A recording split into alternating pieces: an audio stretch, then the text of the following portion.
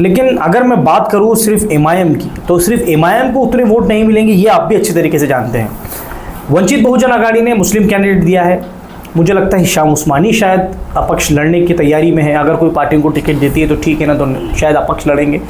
और ख़ास बात उसमें अगर आपको टिकट मिलता है तो फिर वही माजरा होगा कि मेरे दोस्त से किस्सा ये क्या हो गया, सुना है कि तू बेवफा हो गया। आपके दोस्त आपके सामने रहेंगे वंचित बहुजन आघाड़ी के। बड़ी टफ लड़ाई देखने को मिलेगी।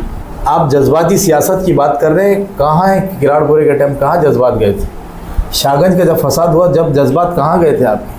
औरंगाबाद नामांतर जब हुआ, जब आपके जज्बात कहाँ चले गए थे? ऐसे कई मुद्दे हैं जो आपने जनता के बीच में रहे ही नहीं। सर्वे कर लीजिए कि मजलिस इत्तेहादुल मुस्लिमीन लगातार जब से आई है, जब से उनके बीच में है, उनके बीच में काम कर रही है। मैंने आपको बताया कि हम कोई छोटा सा इलेक्शन हारने के बाद भी हारे नहीं। बहुत सारे लोग तो कारपोरेटर का इलेक्शन हारे और गायब हो गए। आपने अपने वार्ड के लोगों की खिदमत नहीं कर सके तो शहर का क्या करेंगे आप? तो ये हिसाब से मुसलमान वोटर जो है, तो इंशाल्लाह मैं यकीन के साथ कह रहा हूँ कि मजलिस का दामन छोड़ने वाला नहीं है। बड़े बड़े आलिमों की बात आपने सुने होंगे कि अगर कोई मुसलमानों की ईमानदारी से नुमाइंदगी कर रहा है तो वो बैरिस्टर असदुद्दीन अवैसी साहब है, यही इम्तियाज जलील साहब है, जो आज बहुत बड़े बड़े आशिक रसूल के जो लोग बातें कर रहे हैं। लेकिन तस्लीमा नसरीन जब एयरपोर्ट पर आई थी तो कहाँ गायब हो गए थे? यही इम्तियाज जलील की क़ियादत के अंदर एयरपोर्ट के ऊपर पहली बार ऐसा हुआ कि उसी प्लेन के अंदर वापस रनवे पे से प्लेन को वापस लिया गया, ये पैसेंजर को बिठाया गया और इसको यहाँ से डिपोर्ट किया गया। आप लोग देख रहे हैं औरंगाबाद अपडेट्स। मैं हूं अल्ताफ हुसैन। जिस तरीके से हमने कहा है कि विधानसभा की तैयारियां पूरी तरह शुरू हो चुकी है, हर पार्टी अपना उम्मीदवार मैदान में उतार चुकी है। कुछ पार्टियां ऐसी हैं जिनके कैंडिडेट देखने के लिए लोग अक्सर चिंतित है कि आखिर कौन कैंडिडेट होगा। खास तौर से औरंगाबाद सेंट्रल का जो हल्का है उसमें कहीं ना कहीं कश्मकश लगा है कि एमआईएम पार्टी की तरफ से कौन उतरेगा। मेरे साथ आज एक ऐसी शख्सियत जुड़ी है, इनके बारे में मैं आपको एक खास बात बता दूं। जब कोई भी मसला पूरे औरंगाबाद शहर में हो, एक शख्स सबसे पहले अगर कोई पहुंचा, जिसको मैंने खुद नोटिस किया, वो शख्स का नाम है नासिर सिद्दीकी। किसी भी मसले में पहुंचो, चाहे काम इनसे हो चाहे इनसे काम ना हो, लेकिन बेलॉस, बे प्रॉफिट और जनता की खिदमत करने के लिए हर वक्त ये नाम आगे रहा। नासिर सिद्दीकी आगे बढ़ते रहे। एमआईएम के नगर सेवक हैं। उसके अलावा पिछले बार 2019 में इन्होंने 66,000 वोट लिए हैं। इनके ऊपर भरोसा किया गया था। विधानसभा की 68 इन्होंने वोट लिए। अब उसके अलावा इस बार ये टिकट मांग रहे हैं। क्या होगा, इनको टिकट मिलेगा, इनसे पूरी तरह हम लोग बात करने की कोशिश करेंगे। मेरे साथ नासिर सिद्दीकी जुड़ चुके हैं। सर वेलकम है आपका औरंगाबाद अपडेट्स के अंदर। शुक्रिया। खास बात ऐसी है कि पिछले बार 68,000 आपने वोट लिए, बड़ा गट्ठा आपको मिला वोटों का, बहुत कम वोटों से आपकी हार हुई। चलिए, जीतता वही है जो हारता है। इस बार क्या वोट आपने टिकट मांगा है और कितना लगभग हम समझे कि नासिर सिद्दीकी की तरफ पलड़ा ज़्यादा भारी होगा?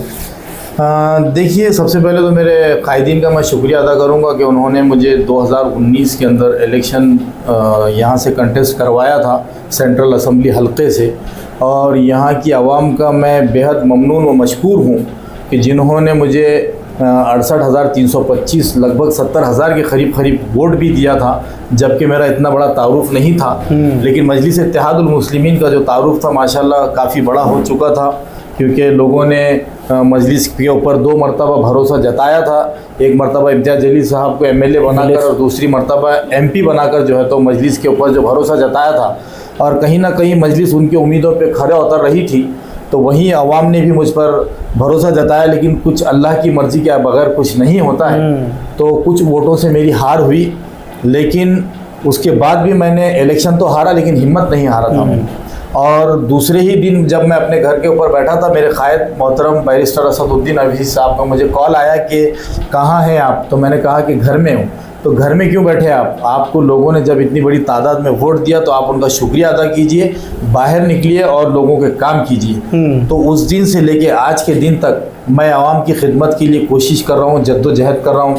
मुझे जहाँ से भी ये नहीं देखता हूँ कि किस कॉन्स्टिट्यूंसी से मुझे फ़ोन आया, भले ईस्ट हो, वेस्ट हो या सेंट्रल हो, जहाँ से भी मुझे लोगों ने बुलाया, आवाज़ दी, तो मैं जाके अपनी पूरी जद्दोजहद कोशिश ईमानदारी के साथ करता हूँ। बहुत सारी जगह मुझे कामयाबी मिलती है, कहीं जो है तो कामयाबी नहीं मिलती है, लेकिन लोगों का उसमें मोहब्बत इसलिए मिलती है कि उन्होंने आवाज़ दी है, भले कामयाबी मिलो ना मिलो, हम पहुँचे, ये बड़ी बात है। तो मैंने वो काम को जारी रखा हूँ। और फिर उसके बाद आपने जैसा कहा कि आपने पार्टी से टिकट मांगा, यकीनन मांगा हूँ, क्योंकि पिछली मर्तबा जो लोगों ने मुझे जहाँ जहाँ जाता हूँ बेलौस मोहब्बत से ये कहते हैं कि पिछली मर्तबा हमसे कुछ ना कुछ थोड़ी बहुत कसर रह गई थी। इंशाल्लाह इस बार अगर आपको पार्टी भरोसा जताकर टिकट देती है तो इंशाल्लाह उस कमी को पूरी करते हुए हम आगे बढ़ेंगे और इंशाल्लाह आपको एमएलए के रूप में देखेंगे। इस उम्मीद पर मैंने अपनी पार्टी से टिकट मांगा हूँ। रही बात टिकट देने या ना देने की, मैं आपको ईमानदारी से इससे पहले भी कहा और आज भी कह रहा हूँ कि मेरे कायदीन ने अगर मुझे टिकट दिया भी तो ठीक और नहीं भी दिया तो कोई मसला नहीं। मैं जमात के साथ था, हूँ और रहूँगा इंशाल्लाह। जी, तो अभी जैसे कि अभी इस बार अगर मैं देखूं कि उस वक्त आपको इतने वोट मिले, इस बार थोड़ी संख्या और बढ़ भी गई है, लेकिन मामला कहीं ना कहीं टफ नज़र आ रहा है, क्योंकि शिवसेना आधी हो चुकी है, आधी शिवसेना है, उसके अलावा आधी राष्ट्रवादी है, कांग्रेस है, इनका एक महाविकास आघाड़ी का जो है एक उम्मीदवार रहेगा, उसके अलावा शिंदेगढ़ से एक उम्मीदवार रहेगा। आपको क्या लगता है इसका कितना फ़ायदा आप लोगों को मिल सकता है? देखिए, ये फ़ायदा 2014 में ऑलरेडी हमें हो चुका है, जब यही दो कैंडिडेट थे और इम्तियाज़ जलील साहब थे, तो दोनों के डिवीज़न के अंदर जो तो हमारी सीट निकली थी। तो हम अल्लाह की ज़ात से यही उम्मीद रखेंगे और मैं तो समझता हूँ कि आज की पोजीशन इतनी अच्छी है कि आज हमारे पास मुस्लिम वोट लगभग 1.5 लाख के करीब अल्हम्दुलिल्लाह पहुँच चुका है। तो हम ये चाहेंगे कि लोगों से कि अपना वोट को तोड़े ना। जैसा मेरे टाइम में एनसीपी के एक उम्मीदवार खड़े होने से मुस्लिम वोटों का जो है तो बंटवारा हो गया था और कहीं ना कहीं वो भी एक बड़ी वजह रही कि जो वरना हम 1 to 1 की फाइट के अंदर भी आज सेंट्रल में और ईस्ट के अंदर इंशाल्लाह हम टफ नहीं बल्कि जीतने की पोजीशन में हैं। जी, इस बार आपको लगता है कि भाई इस बार 2 सीटें लगभग निकलेगी ऐसा? इंशाल्लाह ज़रूर निकलने की पोजीशन में है, क्योंकि हमने बहुत मेहनत की, हमारे वोटर्स भी बड़े हैं, वोटर्स के अंदर अवेयरनेस बड़ा है। आज हमने शहर को बहुत सारी रोडें दी है, पक्की सड़कें दी है, जो शहर गढ़ों के शहर का नाम से जाना जाता था। कुछ ही दिनों के अंदर ये नौबत आने वाली है कि यही मुखालिफिन को गड़े ढूंढते फिरना पड़ेगा इंशाल्लाह। तो ये मजलिस के काम है जिस बुनियाद के ऊपर अवाम इंशाल्लाह इस बार भी भरोसा जताएगी और मजलिस का उम्मीदवार चाहे कोई हो, नासिर सिद्दीकी हो या कोई और हो, इंशाल्लाह मजलिस के उम्मीदवार को इंशाल्लाह यहाँ से कामयाबी। नासिर भाई, जिस तरीके से ये देखा जा रहा है कि अभी लोकसभा में हमने देखा था जिस तरीके से औरंगाबाद के नाम को लेकर बड़ी सियासत छिड़ गई थी, बड़े उसके ऊपर हमने देखा कि लोगों का नाराज़गी नज़र आई, कहीं पर समर्थन में लोग उतरे।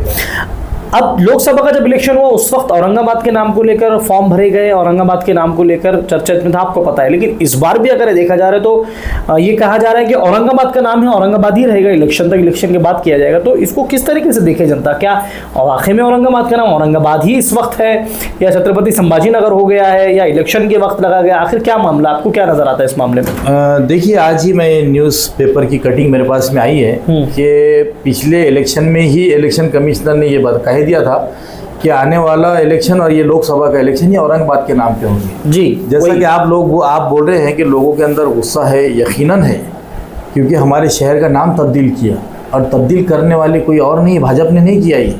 ये करने वाले वो है जिनके ऊपर हमने भरोसा किया था।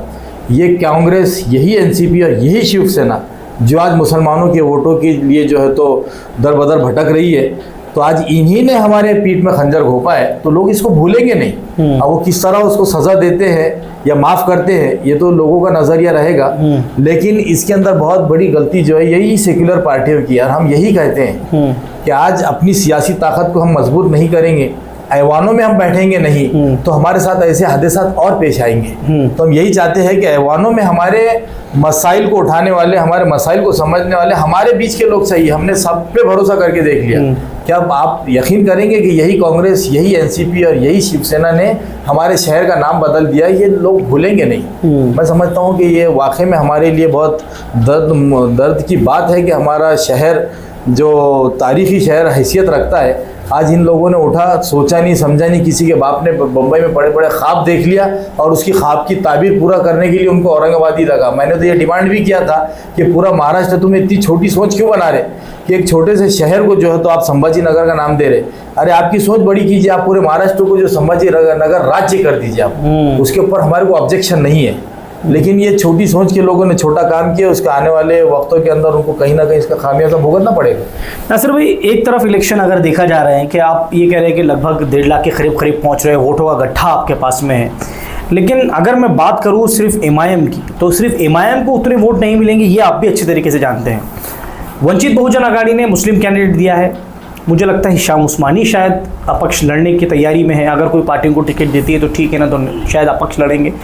और ख़ास बात उसमें अगर आपको टिकट मिलता है तो फिर वही माजरा होगा कि मेरे दोस्त से किस्सा ये क्या हो गया, सुना है कि तू बेवफा हो गया। आपके दोस्त आपके सामने रहेंगे वंचित बहुजन आघाड़ी के, बड़ी टफ लड़ाई देखने को मिलेगी।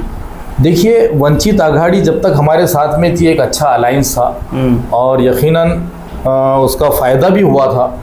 लेकिन अकोला के अंदर जो कांग्रेस ने वंचित आघाड़ी के साथ में बदनामी की तो उसका ठेकरा कांग्रेस पे नहीं फोड़े उन्होंने, क्योंकि पूरे महाराष्ट्र के अंदर जो है तो लोकसभा की जो सीटें खड़े की गई थी कहीं मुसलमान नहीं खड़ा किया गया था। खड़ा किया गया था तो प्रकाश अंबेडकर साहब के खिलाफ में खड़ा किया गया। जी जी जी। कहीं ना कहीं जो उनको ये बात का ऐसा एहसास हुआ कि मुसलमानों ने वोट नहीं दिया। अरे मुसलमान तो हमेशा ही गैर मुस्लिमों को वोट देते आए, क्योंकि हमारे पास कोई सियासी दल नहीं था, कोई पार्टी नहीं थी। हम लोगों ने हमेशा दिया। आप एक मिसाल क्या दे कि हमारे को बार बार ये कर रहे कि हमने वोट दिया था, हमारी वजह से चुनकर आए थे, पर चुन के देने वाला तो अल्लाह ताला है। और जैसा कि आप कह रहे हैं कि वंचित आघाड़ी से मुस्लिम उम्मीदवार खड़े हैं और वो जो है तो बड़े दावेदारियाँ कर रहे हैं, पेश कर रहे हैं कि इतने वोट मिलेंगे उतने वोट मिलेंगे। मैं आपको कैलकुलेशन बताता हूँ, ये दावे कितने खोखले किए जा रहे हैं। जब यहाँ से मेरे खिलाफ में अमित भुईगढ़ खड़े थे तो उनको 27,000 वोट मिले थे जी, 19 के अंदर जी। वहीं जब मुसलमान कैंडिडेट दूसरा जो है लोकसभा के अंदर आया वंचित बहुजन आघाड़ी से, उसको 10,000 के ऊपर लाके छोड़ दिया। मुस्लिम वोट तो उनको मिलेंगे ना, क्योंकि जज्बातों के साथ भी तो लोग लगे हैं। ऐसा नहीं है कि आपसे नाराजगी नहीं है, लोगों की नाराजगी आपसे भी तो रहेगी। कुछ ना कुछ वजहों को लेकर नाराजगी रहेगी, कुछ ना कुछ मसलों को लेकर नाराजगी रहेगी।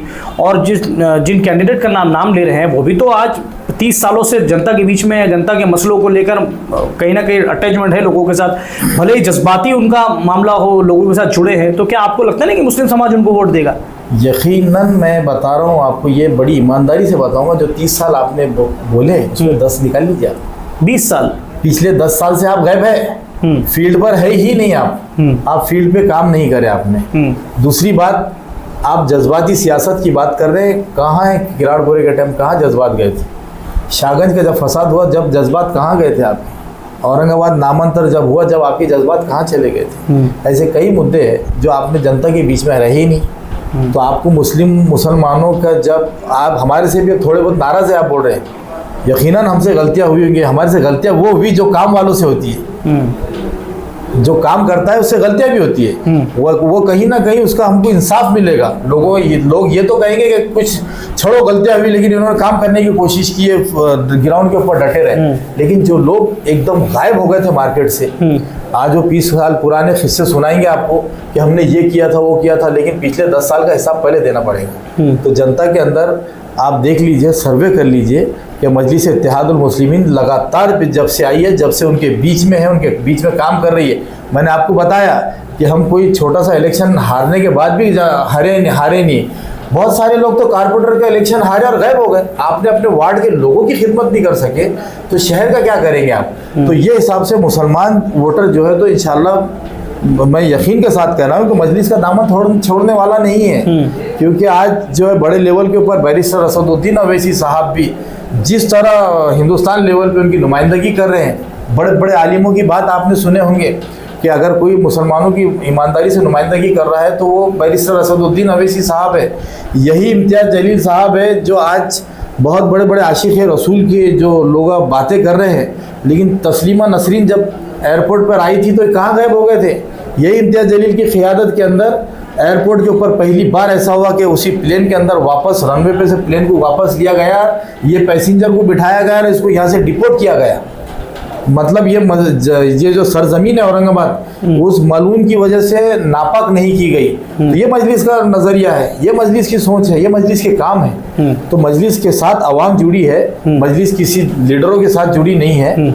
लीडरों की भी हम अहमियत देते हैं, उनके भी पिछले कुछ काम होंगे।